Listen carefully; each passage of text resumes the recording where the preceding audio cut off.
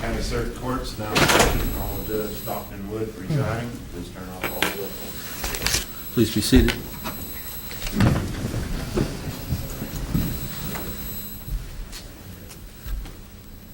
Some notepads, if you could. I guess the names are in the front. Yes. 4 of them, I think that's right.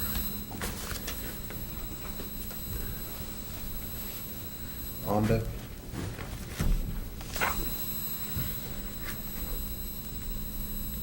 Nicole. Judy.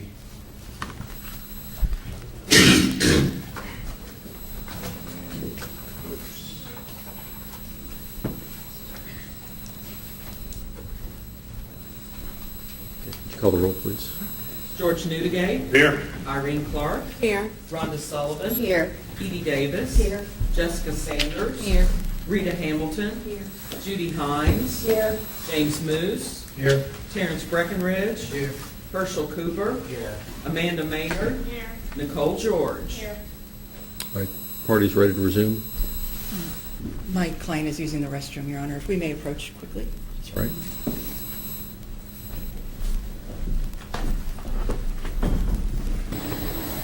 I'd asked Mr. Atkins if he objected, and he said he didn't. Mr. Wallace is not, of course, a witness or testifying, but he's my investigator, and I'd like if you could sit up at the table with us. I don't have objections to privy sitting with Mr. Atkins. Okay. I'm sorry, what's his name again? Lane Wallace. Lane Wallace. Okay, thank you. Okay.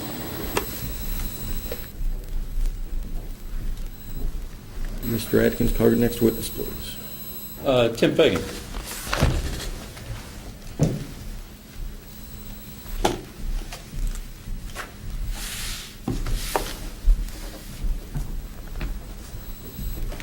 Please, you swear or affirm the testimony about to give you the truth, the whole truth, and nothing but the truth. Yes, I do. Please.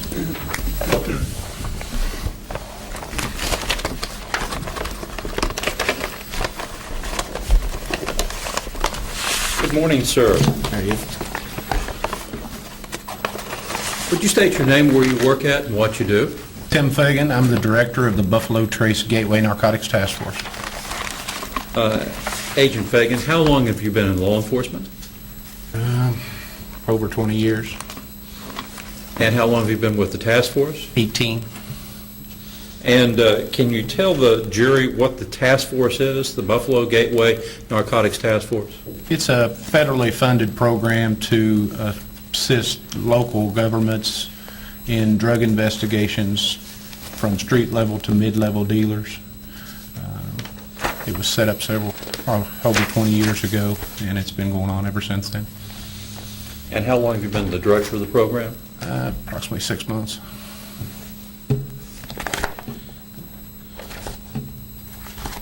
In the program that you have, I understand that you have a few agents with the program. That's correct. How many is on your staff? There's 3 other agents. And in the use of those agents, do you use them as basically undercover officers making direct drug buys? Majority of their cases are using a cooperating witness in those cases.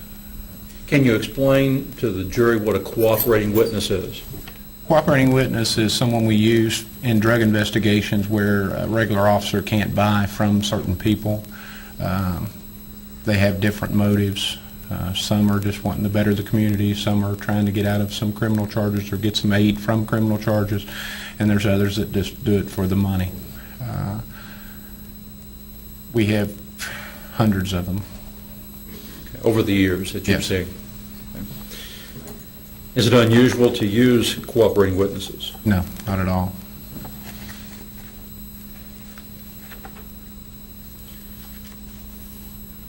Amy Morgan was a cooperating witness that you had. That's correct. And how did she come into contact with you? She was stopped in a traffic stop and I believe consented to a search of her vehicle, and a small quantity of pills were found in her vehicle, and it was a misdemeanor possession charge that could have been charged with her, but she agreed to work.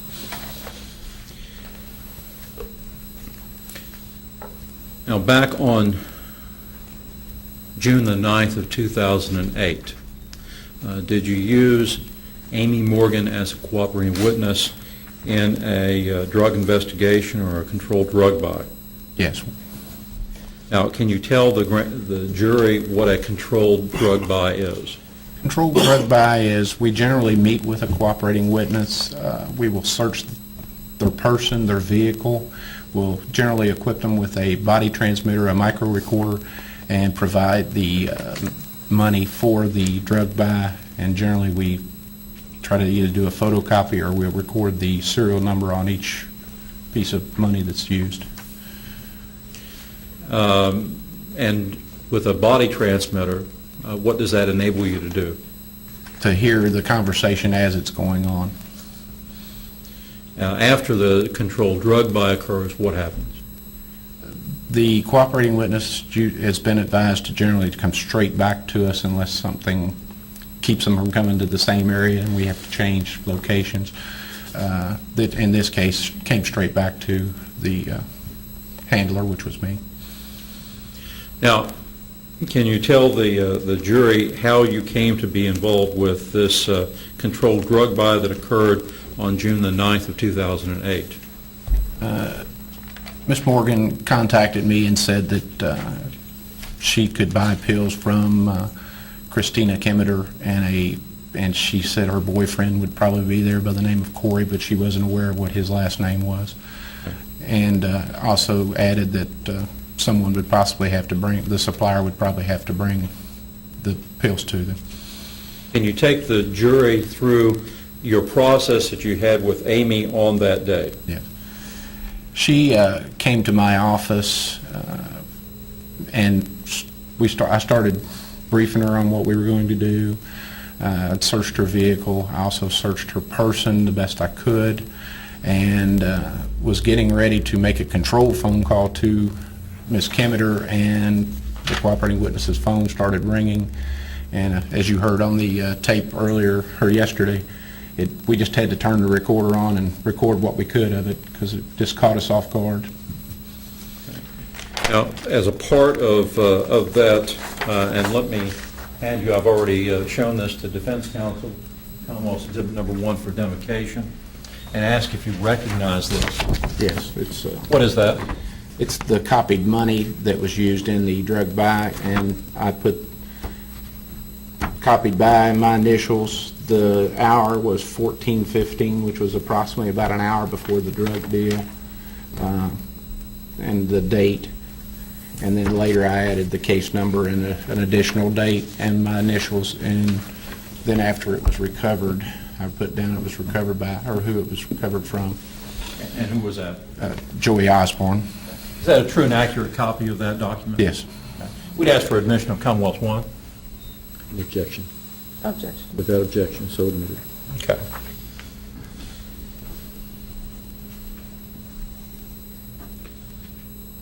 So you had prepped the preparation of this controlled drug buy. You had a recorder with Amy. Yes. And you get this phone call before y'all were able to make the call to Ms. Kimmeter. Yes, we generally try to make a better recording. We've got a, if you noticed the phone made a buzzing noise, we've got a device that'll take that out. We didn't even have a chance to add that to the phone. We had to just throw it on speaker and record it out loud, and that's why it had the buzzing noise. Have a feedback. Yes. Okay. So what happened after that phone call? From the conversation that I overheard, Ms. Kimmeter was upset that she wasn't there already, so we sort of hustled over to the residence, which was a block away from my office. Actually, I could see the place from my office. And I followed her to the area, followed Ms. Morgan to the area, observed her go inside the residence. I then parked across the road at what they consider the Candy Kitchen with Comprehend on Kenton Station Road, close to the storage buildings, which was within 50 to 75 feet of the driveway. And what was it anticipated that Amy was going to be purchasing? An Oxycontin 80 milligram pill. 80 milligrams. Yes. Okay. Is this a generic oxycodone or you said Oxycontin, that's a brand name by Purdue Pharma. Oxycontin is the most powerful oxycodone pill there is. There's nothing in it except a time release factor. It's generally given to someone that's in super considered pain or a cancer type patient. Objection as to outside his realm of knowledge. Is that information that you've learned through the course of your training and experience? That's correct. So you were anticipating that Amy was going to be purchasing an Oxycontin 80. That's correct. Had you coordinated with any other law enforcement agency to assist in surveillance or activities? After I arrived on the scene, I was hoping to use a couple of Maysville detectives. There had been a fatal fire a day earlier, and they were on the scene of it and couldn't come off of it, so I contacted the sheriff. So you're at there in that vicinity of the Candy Kitchen, Yes, monitoring and observing. that's correct. What did you see? Observed a vehicle pull in, a red or maroonish colored Dodge Ram 1500 quad cab with Ohio registration. I called the dispatch and ran the registration and found who it came back to. Who was that? Joey Osborne, and also another name on it. I believe it would have been his mother's name. Joel. Or Robert Osborne. Robert Osborne. And who? Joel. Joel, I would have paperwork. I believe McLean or... I believe that's correct. So what did you do after that point? I contacted the sheriff and told him to be in the area. I wasn't positive who was in the vehicle, but I did soon after that observe Corey Watson come out of the residence and get in the vehicle with the driver, or in that vehicle. The windows were dark, and I couldn't tell who and what was in that vehicle. Okay. And what did you observe the vehicle do? It drove past me and down Kenton Station Road towards US 68, and approximately a minute, 2 minutes later, it turned and came back and pulled crossways of the driveway. And Mr. Watson got out of the vehicle and returned into the residence. Soon after that, the vehicle started to pull away, and a black Jeep pulled up beside the maroon-colored Dodge. They had a brief conversation, and Who's they? The Jeep and they pulled beside each other. I take it they had a conversation. The Jeep and the maroon vehicle. Okay. Then both pulled off and headed towards the AA highway down towards Parker Lane or Parker Drive and out onto the AA. Okay. What did you do when you saw that vehicle leaving, the truck? I contacted the sheriff, where he in turn contacted one of his others, and a decision was made so we could ID who was in the vehicle. We were going to make a traffic stop on the vehicle. Okay. So you were still at Candy Kitchen when the truck left? That's correct. Did you continue to monitor the controlled I drug? stayed at the Candy Kitchen with the cooperating witness, and I let the sheriffs handle that part of the traffic stop. Soon after that, the cooperating witness exited the residence, got in her vehicle, and then returned straight to my office where we met, and she handed me a suspected Oxycontin pill, which has been lab tested to be an Oxycontin 80, and said that she had purchased it from Christina Kimmeter and her boyfriend Corey, which she didn't know at the time. Did you conduct a search of her again? Yes. What did you do at that point? At that point, I did pay her. I had a Maysville uniform officer meet me, and I paid her fee that she was entitled to, and then I drove to the traffic stop on the AA highway. And what was that fee that you paid her? $100. It's a standard fee we have for a felony. And then you departed the location of your office. That's correct. Where did you go to? I drove to the AA highway close to the intersection of Clyde T. Barber, the Bridge Access Road, where the sheriff's department had the truck stopped. When you arrived on the road, what did you observe when you first arrived? They already had the occupants out towards the rear of the vehicle, and Sheriff Boggs came up and told me that he had consent to search the vehicle. Did you participate in that search? Yes, I did. What did you find or seize? I went to the passenger side of the vehicle, observed a wallet laying in the vehicle.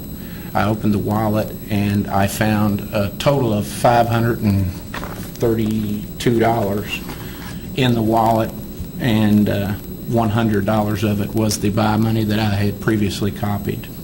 That you identified in Commonwealth's Exhibit Number 1. That's correct. Did you find anything else in the course of I the also search? found was a pill cutter and a couple of sections of hose clamp. One, I believe, was actually in the wallet. Now, let me, and you have here in front of you Commonwealth's Exhibit Number 2. Yes. Can you tell me what that is?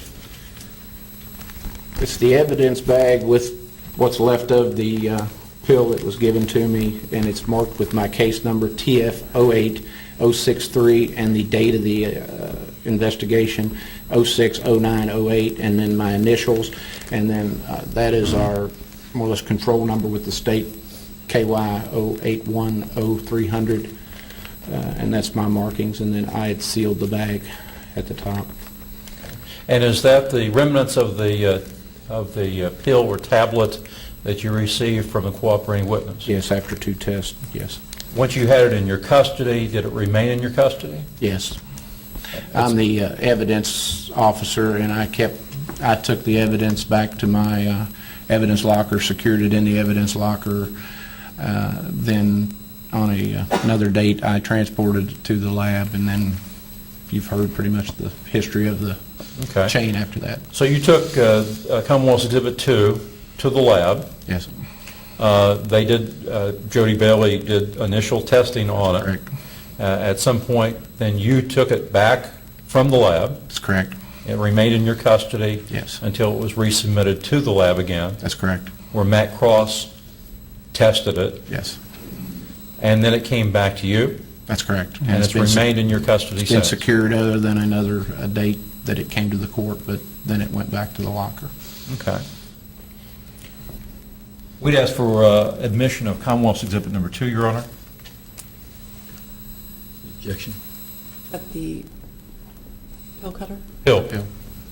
Tablet. That's fine, no objection. Admitted without objection. Commonwealth's Exhibit Number 3 for identification.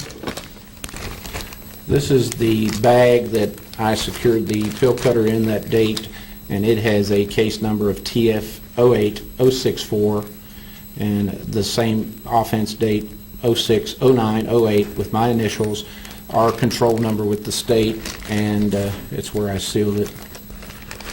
And the only thing added in the bag since I'd sealed it, it appears to be the vials that the lab chemist put in the bag. And to go through the chronological order of possession of this, where was this seized from? It was seized out of the truck that was driven by Robert Joey Osborne and taken into my custody and then secured in my evidence locker till it was transported to the lab. I believe this item stayed at the lab and didn't get returned to me and was retested again by another chemist. By Matt Cross. That's correct. And then at that point, it It was was, turned over to me at a later date and returned to the evidence locker where it's been in the evidence locker other than the 1/4 appearance that it came to. okay. And you brought it here. That's correct. Okay. We'd ask for admission of Commonwealth's Exhibit Number 3. No objection. Without objection. So admitted. I believe you have another package that is Commonwealth's Exhibit Number 4 for identification. Yes, this was some hose clamps that was found. One was found in the wallet and one was found in the truck. Objection, Your Honor. May we approach?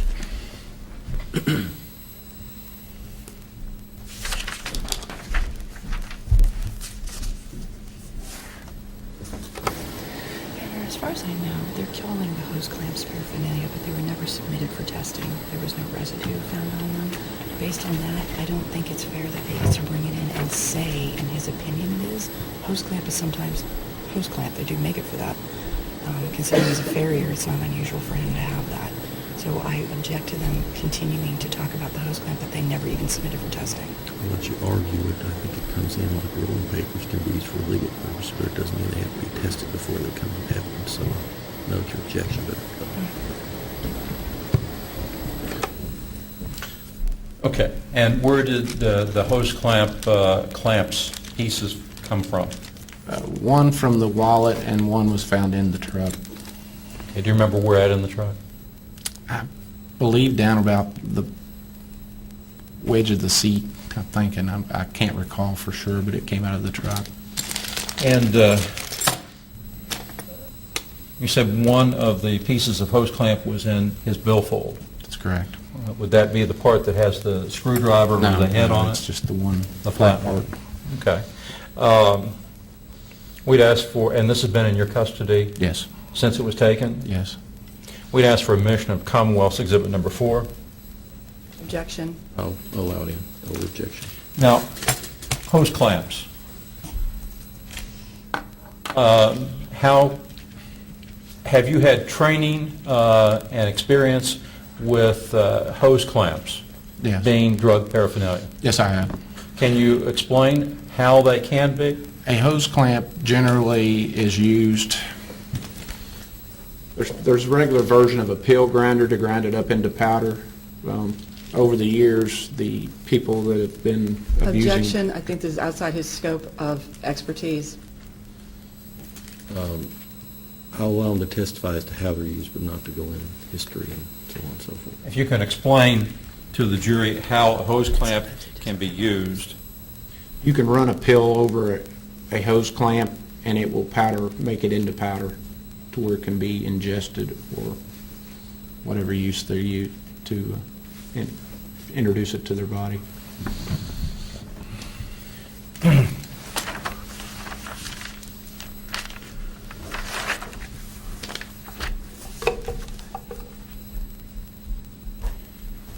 So during the course of the search of the vehicle, in his billfold was found 5 $20 bills. That was the buy money. That's correct. And you also found these hose clamps pieces. Correct. One piece. Okay. Were the hose clamp pieces submitted to the lab? No, they weren't. Why were not? I just didn't think about it, but I knew there was residue on the pill cutter and I did submit it. Okay, that you could see. I could see it. Okay. But you don't know if there was residue on the I had hose no clamp? clue if there was or wasn't. After you recovered these items from the course of the search, what did you do next? I advised Mr. Osborne of his Miranda rights, and he understood those. What is Miranda rights? Did you advise him? If you're investigating someone and have them in custody in order to let them understand they have a right to an attorney, and they have a right to remain silent if they want, and he was advised those. Okay. And did he make any statements to you? Yes, he did. What did you ask him, and what did he say? I asked where he was going. He said he was going to Georgetown, Ohio to meet a friend. I asked where he'd been. He said he'd been to meet a friend in Maysville. And I said, "You met Corey, didn't you?" And he said, "Yes." And then I said, "And what did you do when you did that, when you met him?" And he paused for a minute, and I said, "Did you deliver pills to him?" And he sort of bowed his head, and he admitted yes. Then I said, "Did you get money for the pills?" And he said yes. And then I asked him who his supplier was. Now, at that time, was he taken into custody? Yes, he was placed under arrest. And his vehicle was seized.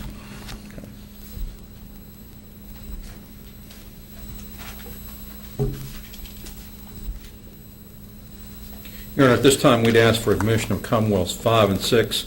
It's the lab testing done by Matt Cross. noting your objection, I'll allow it in.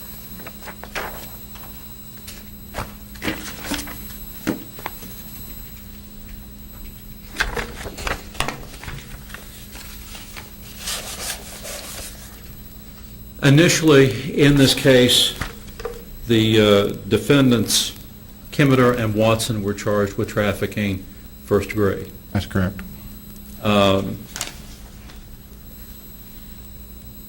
Based upon your training and experience,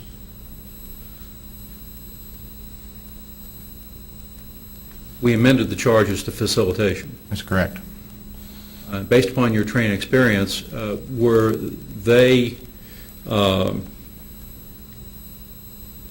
traffickers? Objection, Your Honor. This goes to a prosecutorial discretion issue, not the police officer doesn't make that decision.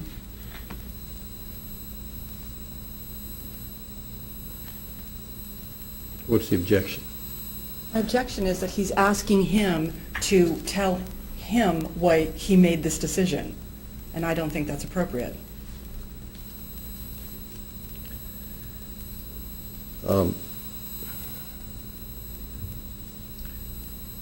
You're going to ask him if he had any input into the decision.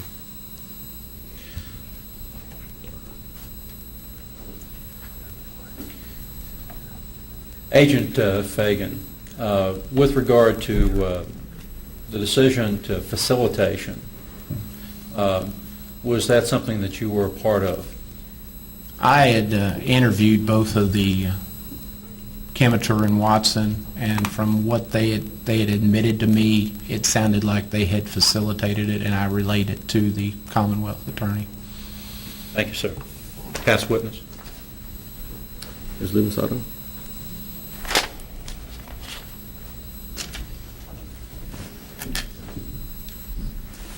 I think you would agree that there is a connection between the thoroughness of your investigation and the reliability of the evidence that you get from that investigation. Isn't that true? Could you restate that again? The more thorough you are with your investigation, the more you double-check and run through protocol, the more reliable the evidence will be that you receive from that investigation. Isn't that correct? And if you have significant breaks in that investigation or chains of custody or things along those lines, that could lead to problems with your case or being able to prove it, correct? If it was a significant break, yes. Okay. And your job as an investigator is not to make these final decisions as a prosecutor. Your job is to bring the evidence that you have from an investigation to the prosecutor for the prosecutor to decide what charge to bring, oftentimes to issue the warrant or to write up the warrant with your assistance, and to eventually prosecute the case. Isn't that correct? On occasions, we do actually cite on site, though, sometimes. Okay, but if you're talking about doing a citation, that isn't a prosecution, correct? No, That's bringing a charge. it's correct. And police officers, based on probable cause, can bring a charge against an individual for a crime, correct? Correct. But in the long run, you bring that to who? The prosecutors. Okay. Either the county attorney or the Commonwealth. And your job is not to insert your own personal bias into the prosecutor's case. It is to bring evidence, no matter what that evidence is, that Yeah, you are to the bring facts that. of the case, yes. Right. And you've just testified that sometimes your opinion or your feelings about a certain suspect or witness, that you may share with the prosecutor if they're working out some sort of plea agreement. If they've had a conversation with me, yes. Okay. But a prosecution is not supposed to have anything to do with your own personal gain or work gain, correct? No.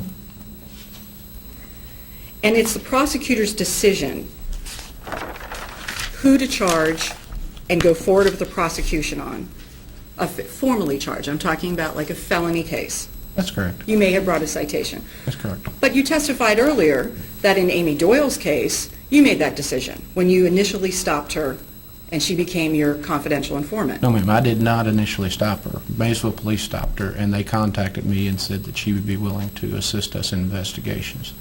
And So then she made contact with me after that. Okay, so instead of prosecuting her or bringing that to the prosecutor, you said you made the decision to use her as a confidential witness. That's correct. So you skipped over the part where you would run that by the prosecutor. Yes, I did. And your job is to build a case that can be prosecuted successfully. That's correct. Yes? And that's why you go to the trouble to do things like use confidential informants, wire people, correct? Give them buy money to facilitate a sale, right? Correct. And to do surveillance. Correct. Correct. Okay. On this day in question, in June 2008, you were investigating Christina Kimmeter and Corey Watson using Amy Doyle, Correct. correct? Okay. And you wired her, correct? And now you stated that you searched her. Yes, I did. And you also said you searched her to the best of your ability. That's correct. And I'm assuming that's because you did not have a female officer. That's correct.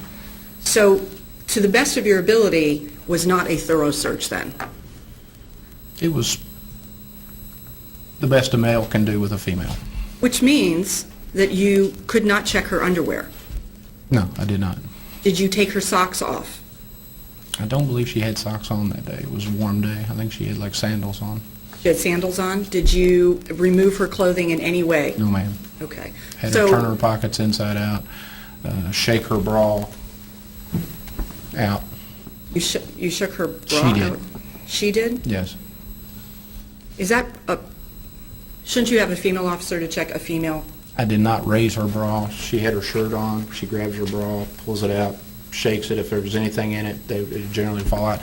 It's a technique that most females, when they search another female, uses. Okay.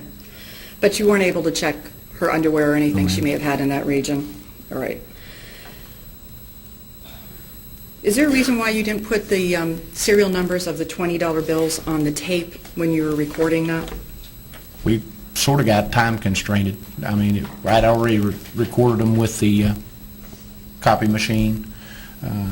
This girl called and was Miss Kimmeter called and was extremely upset that she wasn't there already, so it sort of speeded up the process.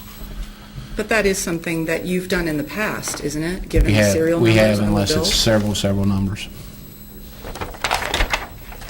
You had a game change on this day because it started with this surveillance really regarding Amy Doyle and her contact with Christina Kimmeter and Corey Watson, correct?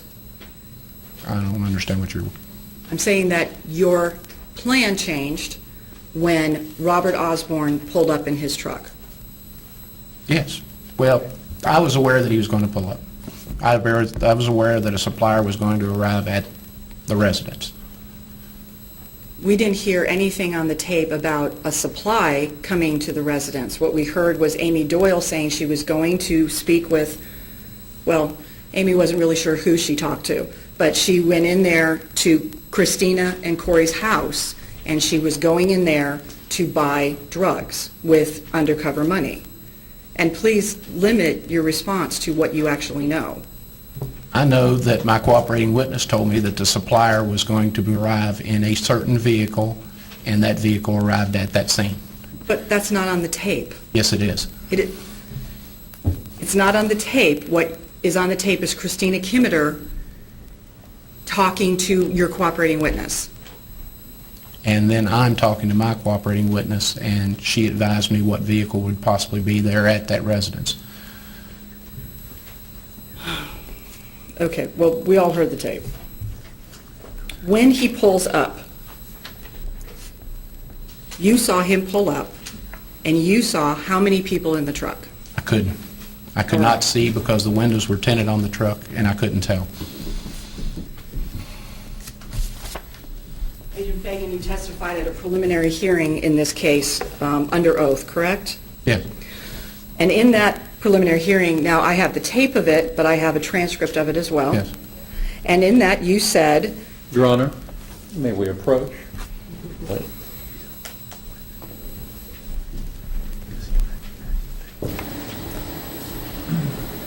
Well, we're talking about a transcript. This is something that I've not got a copy of. It was never provided to the Commonwealth. It is the Commonwealth. The transcript was never provided to the Commonwealth. And if they are going to be using a transcript we don't know the accuracy of a transcript.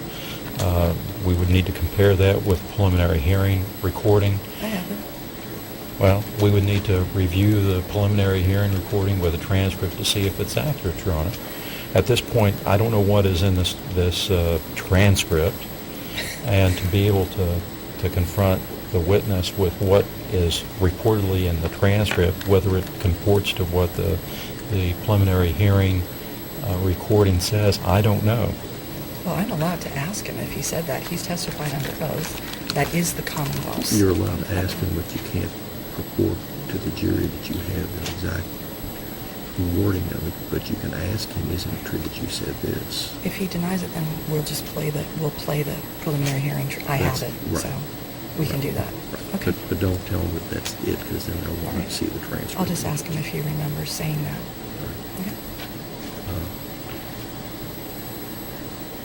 Your Honor, again, the fact that she has said that it's a transcript, and most people know what a transcript is. I'm going to tell him that there's no official transcript of this, and I can say that. I can say this is something I've had transcribed from the recording, but we also have the recording that's available to be played.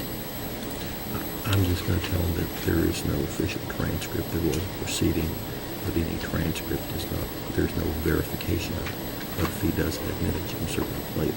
Can you let them know that there is a recording of it, though? Yeah, so that they don't think I just did it from memory. You want to show Mr. Atkins what you Yeah. trying to ask? But as I said, I don't have a copy of the transcript. Well, but I have a copy of the tape. Okay. No, you broke their girlfriend, Ryan Passenger, picked up the mail. Okay. Ladies and gentlemen, there's apparently going to be a question asked about what was said at a prior recorded proceeding. There is a recording of it. There's no official transcript, so there's no anything said by either attorney about exactly what's on it is in evidence itself. If it's important to put into evidence what was said, the tape would be played. But so this is not an official transcript, but you may ask. Thank you. Do you remember stating under oath in the preliminary hearing that you saw Robert Osborne pull up with his girlfriend riding passenger? I saw it after that fact. We ID'd them as that. I did not know Robert Osborne at that time. In response to a question about what you saw at that time under oath in the preliminary hearing, do you remember saying you saw him pull up with his girlfriend in the passenger seat? Yes. Okay, so now you're saying you saw that, but earlier today you testified that you couldn't see in because the windows were I tinted. could not identify anyone That's through not what you through said. the windows. Okay. The windows were too dark. What windows are tinted on this vehicle? The side windows and the rear window. You have had this truck in your custody for 2 years, correct? Correct. You took it this day and you have had it at your office at least for the most part of 2 years. Correct. And you are not aware that only the back window is tinted? There's tint on all the way, windows all the way around, factory tint. There's factory tint on the back window? Are you saying that you're 100% sure that there's factory tint all the way around this car, this Yes, truck? there's a percentage of factory tint on the windows. What do you mean by a percentage? Whatever the percentage they put on the windows. These are not tinted out windows though, are they? Not tinted per se after the fact, they're factory tint. So on this day you were able to see in, but as of today you're saying you can't see in because you believe it's tinted all the I way could not around? ID them. I couldn't have ID'd them later in a date. Okay. So if we're able to bring in some information about that shows that the side windows and the front window are not tinted in any dark manner whatsoever, but the back window is, then you would be wrong about what you're saying, correct? From the angle I was at, I was looking at the rear of the vehicle. But you saw two people in that car, See the shadows of two people, yes. okay, before Mr. Watson entered the vehicle. Yes. Where did Mr. Watson go when he got into the vehicle? Into the front or into the back? I can't recall. Probably naturally, he probably would have got in the back. Okay. Because you saw a shadow in the passenger seat in the front? Okay. You heard Mr. Watson testify that he was the only one in there with Robert Osborne? Yeah, I heard him that. Okay. So that was incorrect, wasn't it? That's correct. And you watched the truck after Mr. Watson got into the truck. What side of the truck was he on, by the way? What side was Mr. Watson? I can't recall. Okay. You saw the truck, and it went about 20 to 30 yards, possibly, and turned around and came back? It came back and then went down Kenton Station Road. It appeared it didn't have time to have got off of Kenton Station Road and then returned. How long did that last, this process of turning the vehicle around? 1 to 2 minutes. Oh, turning around? I don't know however long it takes to turn a vehicle around. Are you saying that the vehicle was out of your sight for 1 to 2 minutes? No, ma'am. Oh, yes. Well, when it went over the hill, it went out of my sight, yes. For 1 to 2 minutes? At least 1 minute. Isn't it true that this vehicle went down into a parking lot at an apartment house and turned around and came right back? I lost sight of it. I couldn't tell you where they turned around. Okay. Robert Osborne was driving the truck? By the time I got to the traffic stop, that's who they said was the driver. When it turned around, wasn't it facing you? It came up beside me. You stated in the preliminary hearing that his girlfriend was riding passenger, which implies he was driving. Yes. All right. So what you're saying is Corey Watson comes out, gets into the vehicle with 2 people, one he forgot. This drives, turns around. You're saying a minute or more that you couldn't see it, Roughly. and then goes by Sheriff Boggs, Yes.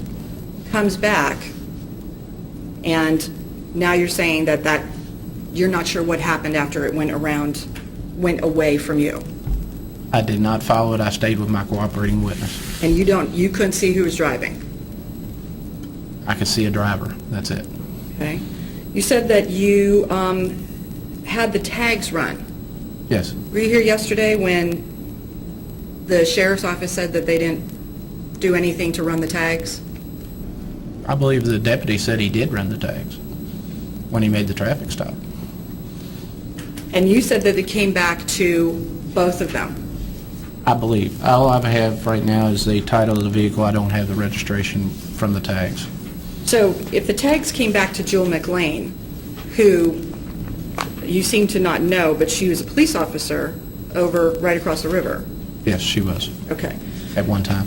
So the tags are under her name, and you said that came back. I believe the first name was his name on the tags. And then at that point, when Robert Osborne pulled up, this is where the game change occurred. From Christina Kimmeter, Corey Watson, and Amy Doyle's contact with them, to whoever was driving the truck and Corey Watson, correct? Yes. And it was after you saw that truck moving that you contacted Sheriff Boggs and said something about the truck or to keep an eye on the truck. They were in the area. I had them in the area, and I told them if we could come up with a reason to stop them, we needed to stop them to ID the driver. But he didn't stop them. Sheriff Boggs did not stop No, them he had at his that deputy point. because it was a marked unit. Well, he didn't stop them right then. That was after they left the residence. Correct. Okay. So you didn't ask them to stop it while Corey Watson was still in the vehicle? No, ma'am. Okay. If you were operating as normal,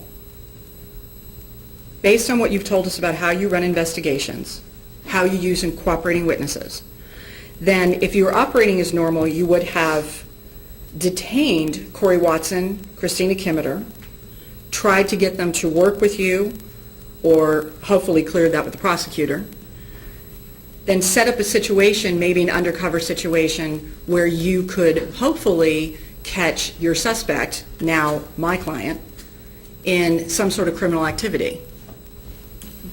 Not in that case, because the cooperating witness was working many other cases, and we were trying to take down a Hispanic cocaine trafficker that was a major trafficker in this area, and she was working on that case, and I did not want to out her to the public on that date. Well, I'm sorry. If Robert Osborne had never appeared on this day, you would have taken Christina Kimmeter and Corey Watson into custody for selling this pill to Amy Doyle. Isn't that correct? If Robert Osborne hadn't have showed up at the house with the pill, no, we wouldn't be here because we wouldn't have a case. You never saw him with the pill in his custody or in his possession, did you? Other than him admitting to it, no. Well, we're going to get to that. But you never saw him with that pill in his possession. No. Correct. No, I never saw it with him. You have no idea if that pill was already in the house or if you believe something, but you don't know for a fact if it was already in the house, if Corey Watson had it on him, if it came from Angel, or if it came from Robert. You don't know, you suspect. Isn't that correct? At that point, yes, I did. So you're telling me that if Amy Doyle had walked out of that house with that pill, the pill, may I approach and grab the pill? It's the... Where's the, Almost under here. It's almost flat now. This little pill. If she had walked out with this, because she said she was going to get it from Christina Kimmeter, and she got it from Christina Kimmeter, you're telling me that that surveillance, the backup that you called in, the wiring, the money, all of that, you weren't going to do anything with that because you wanted her to be able to help you in another case. That's correct. So what was the point of your surveillance and your investigation on this day? To control the cooperating witness, the safety of the cooperating witness, to ID any suspects involved in the drug investigation. That's why we made the traffic stop.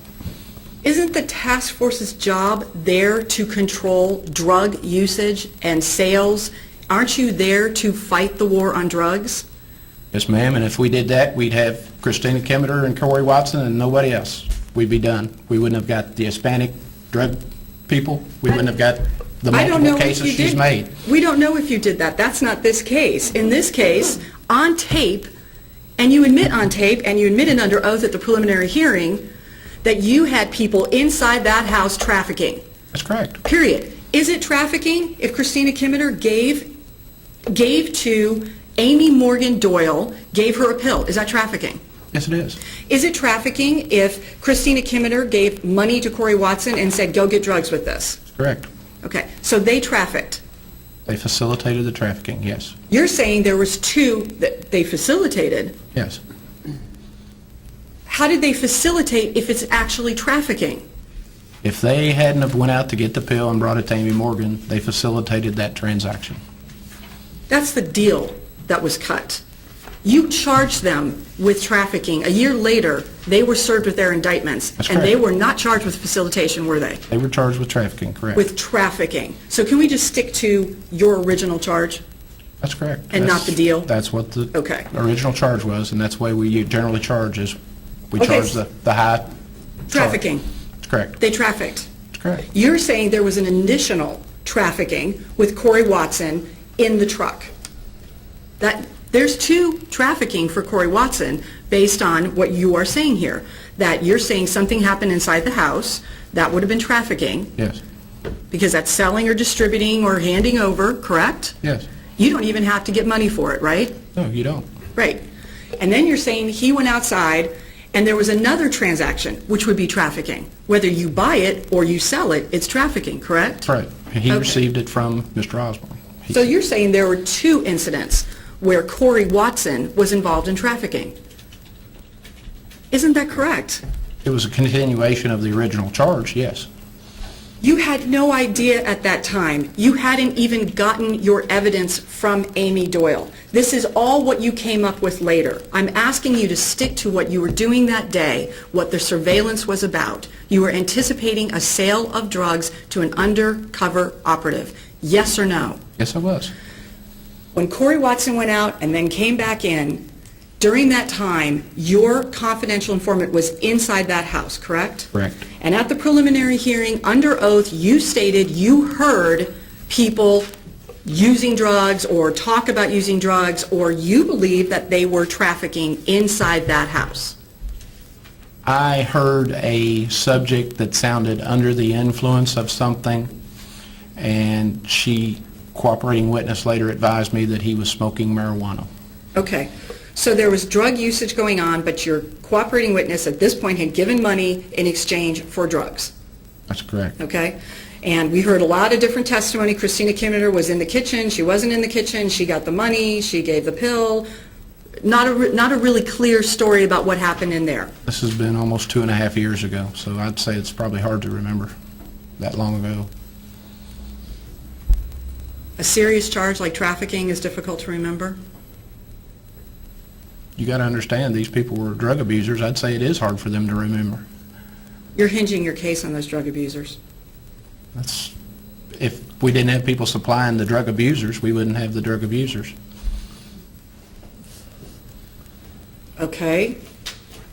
So these drug abusers don't have a good memory. Of course, the police officers are not drug abusers, and they said the same thing. It's been over 2 years ago. I can't really remember. A number of times yesterday. Yes. Okay. Would it be fair to say that you, as the investigating agent, your memory should be very clear about this, however? Yes, I documented everything. Well, let's talk about that. So they go back into the house. You have a tape that you believe shows clear and convincing evidence that there was trafficking Yes. inside that house. Yes. Did you raid the house? No. Okay. Your focus became this truck. Correct. And that became it. You asked Sheriff Boggs, you specifically gave him a description about the truck, asked him to stop the truck, To correct? ID the occupants. Okay.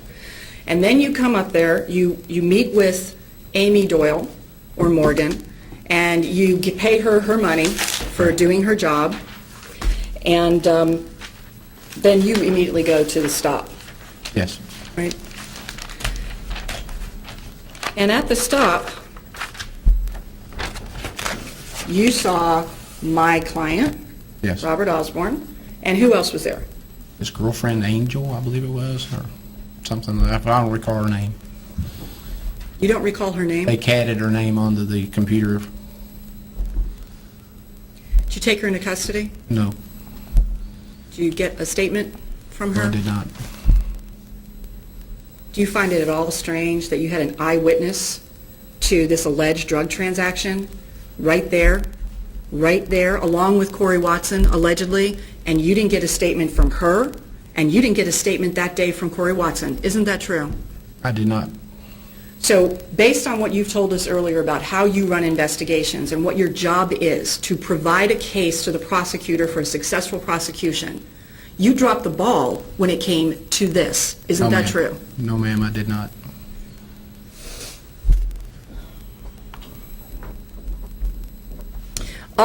Sheriff Boggs told you when you got to the scene that he had received consent to search the vehicle. That's correct.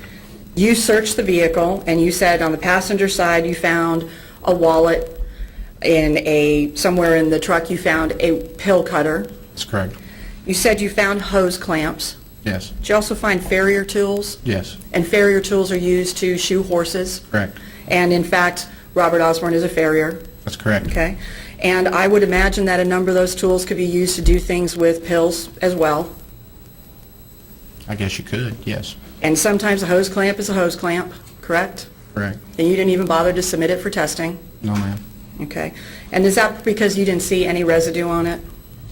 I didn't see an obvious residue, but I knew there was residue in the pill cutter because you could see it. In the pill cutter, right. Correct. And you can use a pill cutter for your own lawfully prescribed medication, correct? Yes. And you can use it if you want to give, say, an animal medication and you need to break it up, correct? Yes. All right. You were running the show at that stop, weren't you? Pretty much, yes. Yeah. So you were doing the search, and you were telling Sheriff Boggs what you needed from him and the other officers, and you were ignoring your eyewitness, Angel, not getting a statement from her. No, I did not get a statement from her. And we've had prior hearings on this, and at that time, you've heard the other officers say that although they may have overheard you Mirandizing Robert Osborne, no one other than you heard this alleged statement where he admitted to you he was over there selling drugs, correct? They said they didn't know. So you're the only witness to that statement? Yes. Okay. And you didn't get that in writing? No, ma'am. You didn't get that on a microphone or audio tape, No, ma'am. and you didn't even bother taking him in for an interrogation, did you? No. No. But you did bother to tell him that now you had his truck. We were going to seize his truck, yes. You didn't say it like that, though, did you? I don't recall how I said it to him.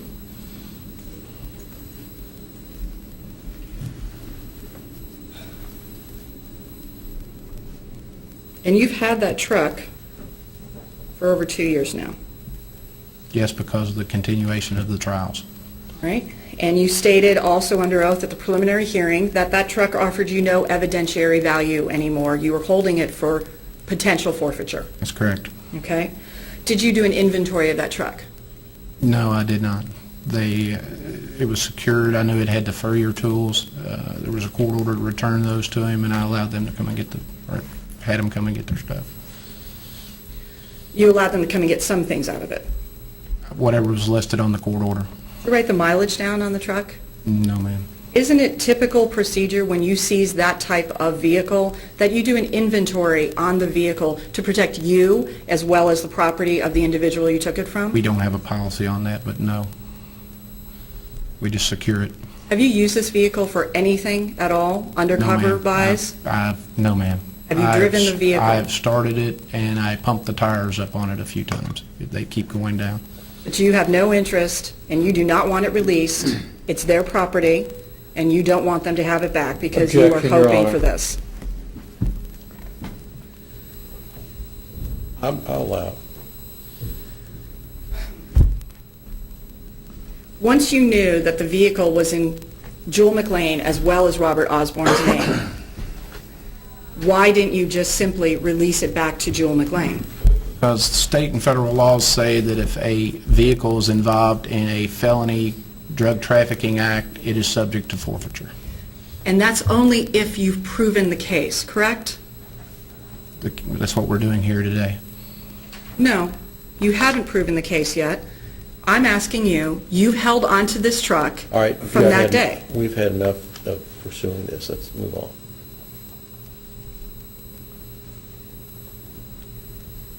Your game change happened in this case the moment you saw that truck. Isn't that true? No, ma'am. The game changed when the supplier showed up. He could have been riding a moped. We still would have stopped him and ID'd who he was. Well, now you're calling him the supplier, but just a few minutes ago you said you asked him who his supplier was. So you're not really sure what happened. What you do know is you saw the truck, and that was of value, and you said your focus became that, and not Christina Kimmeter and not Corey Watson. Isn't that correct? I needed to ID him. He was involved in the case. We stopped him for that. I was semi-aware of who he was and who a possible supplier to him was. Can you explain why you did not question, interrogate, or take into custody Christina Kimmeter and Corey Watson, who were doing all of this in the presence of a child? Because it was an undercover drug buy, and we knew who they were at the time and had control, had an address where they lived and could verify who they were. He was a moving subject involved in this investigation that we didn't have a positive ID on. But all you had to do was run the tags to ID who it was, or ask the confidential witness. Sometimes I drive my daughter's vehicle. That doesn't mean that I'm my daughter. I didn't know who the driver was, and we needed to stop it to ID who it was. Didn't you just testify that you had talked to your confidential witness and she told you who the driver was? Yes. So now you're saying you didn't know who the driver was? I didn't know positively. And you didn't know who Wanted to Corey verify Watson... who it was. You don't know if Corey Watson had the drugs in the house already, if Corey Watson went to that truck and got them from another person in the vehicle, do you? Until I interviewed him, I know. You didn't interview him until a year later. That's correct, because they moved out of state soon after that. Were you the one who gave the order that the police should drive Corey Watson, Christina Kimmeter, and their child back to the very house that you believe trafficking was occurring in? No, ma'am. I was the one that gave the order to pull over the vehicle that they drove past because I knew the shape of the driver, the Davis subject. I knew that he had been smoking marijuana, and he appeared over the transmitter to be under the influence of drugs or anything. and I ordered an officer to stop them for the public safety. And plus ID who else was in the vehicle. All right, and he was charged with a DUI? Correct. He wasn't charged with anything else? No, ma'am. Okay, and you didn't charge Christina Kimmeter or Corey Watson with anything at all on that day, did you? No, because it would have stopped my other investigations.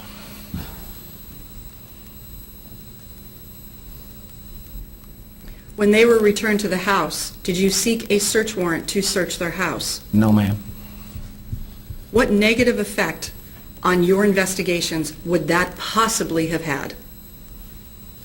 It would have let them know that the cooperating witnesses was involved in the investigation, plus I had the drugs that I felt was delivered, and I also had the buy money recovered from Mr. Watson, and a search warrant wouldn't have revealed anything that would have added to the investigation. The fact that there was a cooperating witness involved came out immediately the moment my client was charged, which was on this day.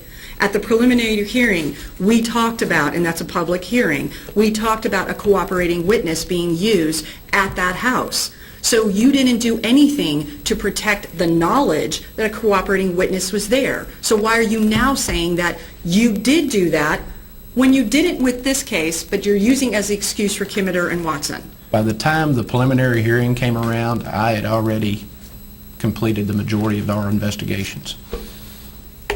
You are back-ending your case to fit what you need to say here today, aren't you? No, ma'am.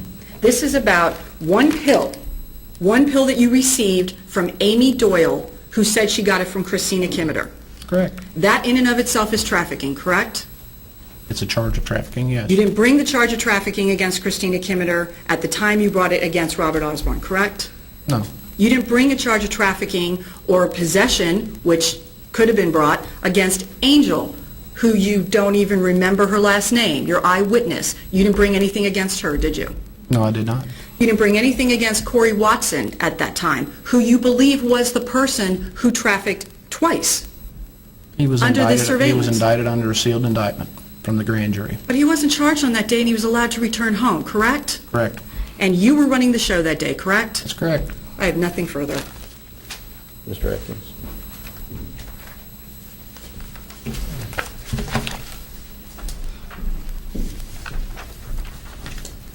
Agent Fagan, typically, how long do you use a cooperating witness? Some can be short-term, some have went, I've got one that's worked for 2 years. And during the time that you're working a cooperating witness, do you seek indictments or arrest people that have been, drug buys have been made from using that cooperating witness? Not as a general rule, we generally continue the investigation until we can obtain as many suspects in investigations as we can with that cooperating witness. And did you have a number of other investigations going on using the cooperating witness, Amy Doyle, Amy Morgan, That's correct. at the time that this drug buy occurred on June the 9th, 2008? Several. At the time that, after this occurred, did you end up bringing indictment charges against Kimmeter and Watson? Correct. Sealed indictments? Yes. Was that roughly the same time as we got an indictment on Mr. Osborne? Same day. Mr. Osborne just got arrested quicker than they did. Correct.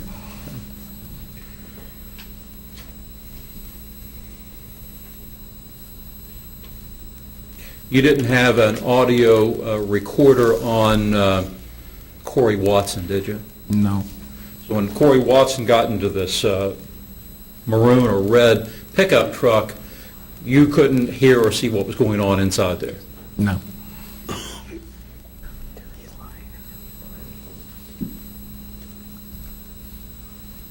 So it would have been speculative to have asked the law enforcement to have stopped the vehicle at that time? Yes, we didn't know that there had been anything go on in that vehicle up until the transaction had been completed. On that day, June the 9th of 2008, why didn't you interview Watson and Kimmeter? We were trying to keep the cooperating witness still confidential to where we could continue on with our other investigations. If her name got out, it would have stopped every other investigation that we were working on. Now, defense counsel has talked about this girlfriend of Mr. Osborne's, Angel. Did you have any information that Angel was involved in trafficking drugs? No, I did not. Mr. Osborne confessed to you. Correct. He didn't implicate his girlfriend, Angel. No. Oxycontin 80, powerful drug. Yes. What is the sell price on the street back in June 9, 2008 for an Oxycontin 80? If you buy it bulk, that's like buying 50 to 100. You can generally get them from $50 to $60. If you buy them at an individual rate, it's the minimum I've ever seen an individual pill sold was $80. The most we've ever paid for them was $125. Do they basically go for about $1 a millimeter? Basically a milligram? $1 a milligram.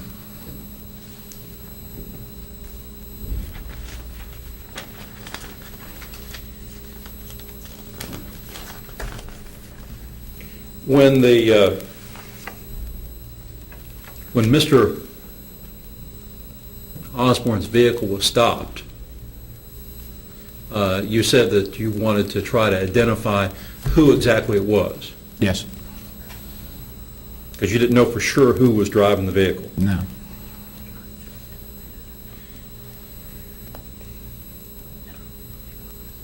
If the pill cutter hadn't been found and these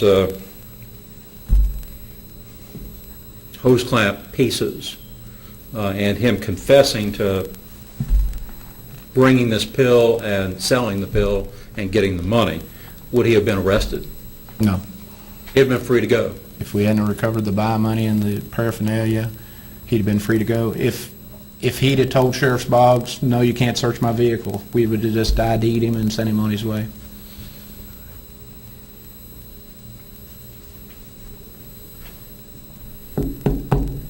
Thank you, sir.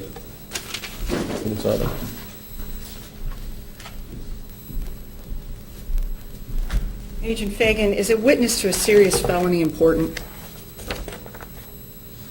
Depends on the usefulness of the witness. If you're talking the girlfriend, I don't think she was going to tell us anything. You made that decision? One of the deputies told me that she wasn't talking to him too much. So you relied on a deputy who said, she's not talking to me too much? I want you to answer my question. Is the witness to a serious felony important? It could be, yes. But you decided, because you were in charge, you decided there was no need to talk to your eyewitness, which would be Angel, and there was no need to talk to Corey Watson, who you are saying was an eyewitness as well. That wasn't a concern for you on this day. On that date, no. You said that they were indicted under seal, Christina Kimmeter and Corey Watson, at the same time, but you waited a year, right before this was supposed to go to trial the first time, to go and get them. Isn't that correct? I was aware that they had moved to Ohio and just finally became aware of where they were. Brown County Sheriff told me where he thought they were, and actually they weren't even there, but it did end up resulting in finding them in another location. And when you went to speak to Christina Kimmeter, you kept that interview on tape. Correct. But when you spoke to Corey Watson, you didn't bother to tape that conversation, correct? The recorder failed to work that day. And when you spoke to Christina Kimmeter, do you remember telling her, as it's on the tape, that you weren't there for her? She wasn't who you were interested in? I told her that I want the people that are above them, more or less. Well, if you wanted the people that were above them, implying that this is a bigger case than that one pill, then why wouldn't you interview your eyewitnesses? Why wouldn't you interrogate people that you had pulled over and in your custody, able to take them at that very moment? and you could have charged them with a number of things to hold them. Why didn't you do that? We just went on with the investigation, and actually, I believe I did end up getting the bigger supplier, or assisting in getting the bigger supplier.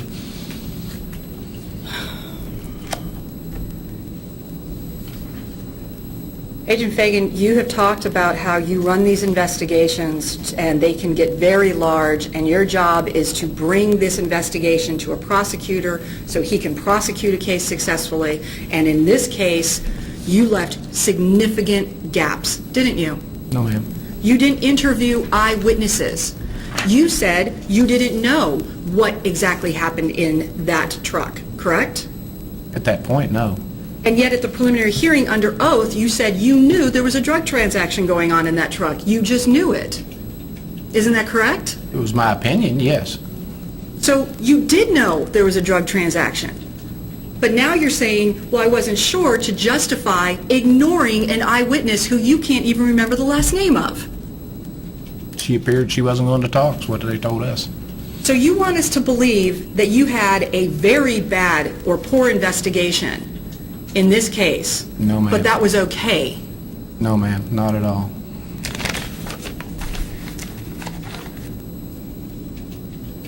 I have nothing further. Mr. Atkins? Nothing further, Your Honor. May step aside. Thank you.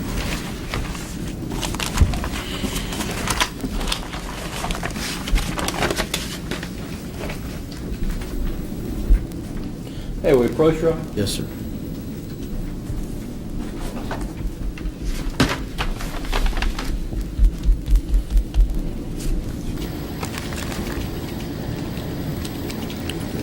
Now, the Commonwealth would move to amend the indictment to trafficking and a controlled substance first degree based upon questions that Ms. Lubin's-Otto raised with the investigator, that there was a trafficking that occurred in that truck with Corey Watson. We would ask for the indictment to be amended to reflect trafficking, and we would potentially ask for a jury instruction to include both trafficking and complicity to traffic. Goodness, let me see. The Commonwealth, Agent Fagan, has stated under oath at the preliminary hearing, at the suppression hearing, and here, that he believes Corey Watson got the pill from my client. I am now saying, well, if you think you got the pill from inside that car, you don't know where it came from. I don't know where they're coming up with this trafficking versus complicity to. It was trafficking. Then they came up with complicity to bring in Kimmerer and Watson against him. And now they want to say trafficking. Nobody knows what happened in that truck. That's what they're trying to prove here today. You don't get to amend the indictment because I'm questioning about his own theories. He's the one who's saying this happened. I'm the one saying nothing happened in there, but if it did, how do you know who it came from? And who was doing what? Because you didn't bother to do an investigation. I mean, he should have questioned Angel. He should have questioned... Why are you arguing this with me? Tell me what the proof should be. That's something you talk to a jury, not me. All right. What I am trying to point out is to come up with a heavy-handed act, like saying we want to now amend it because of the question she asked the officer, that I somehow have spoken for my client and said, and there was trafficking between the two of them. I'm asking him about his statements. So that makes no sense. We would object to amending the indictment. I think that's ridiculous at this point. It doesn't make any sense. I probably will allow it. It appears from the evidence in the case, it appears from the way the indictment is reworded, it would allow either trafficking or complicity, either one. It appears, if the jury would believe Agent Fagan, that your client said that he gave or delivered a pill to Corey Watson and got money for it, that it could be looked at as either complicity to provide it to a third person, which was Amy or Morgan, or if not to Mr. Watson. So I'm going to allow an amendment likely, depending on what else. I'm confused. So what is it that we're going to do now with the indictment? It was originally trafficking. They changed it to complicity to trafficking. And now added we're- 2 other counts. They added the possession of controlled substance and the paraphernalia, which was actually at the lower, I thought at the lower case anyway, so that just got carried up. So now we're saying what exactly to the indictment? I'm allowing amendment. I'll allow an instruction likely based on what I've heard so far in conformance with the facts presented at trial, believed by the jury, which would be that your client trafficked or was complicit to trafficking. All right, well then I would ask for the instruction on facilitation, since the police officer said Christina Kimmeter and Corey Watson in their I will trafficking likely give is facilitation. too. I think, in my opinion, you've got, anytime you have complicity, you're almost always entitled to facilitation as well. Okay. Well, yeah. Because And- the intent, whether it's intent to, that it be used for a certain purpose, I almost always give facilitation as well. Okay. And the Commonwealth would announce closed, Your Honor. I think I'll give them a break. Could I Let make you my, motions. and then do my motions? Yeah. That's fine. Let me have 15-minute break. All right. That'd be Your Honor, enough for the time. record, the Commonwealth announces closed. All right, ladies and gentlemen, this time we will take a 15-minute recess.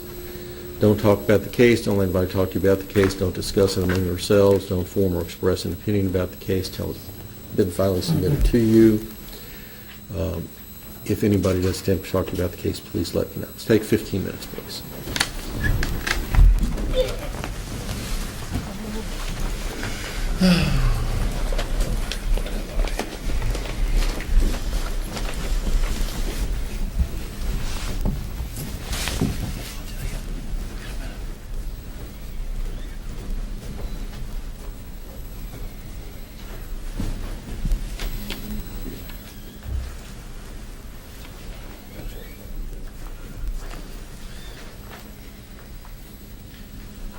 All right, counsel, come up, please.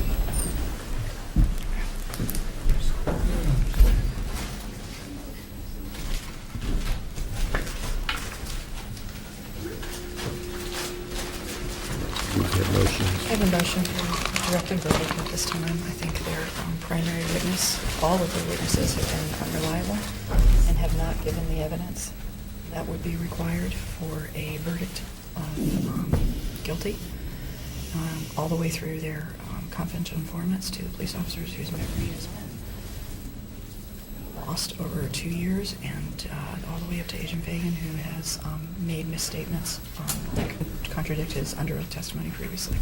We move for directed verdict. Do you have any law that allows me to decide that I don't believe a witness and therefore a jury can't believe them, and that I'm the finder of fact and the judger of credibility?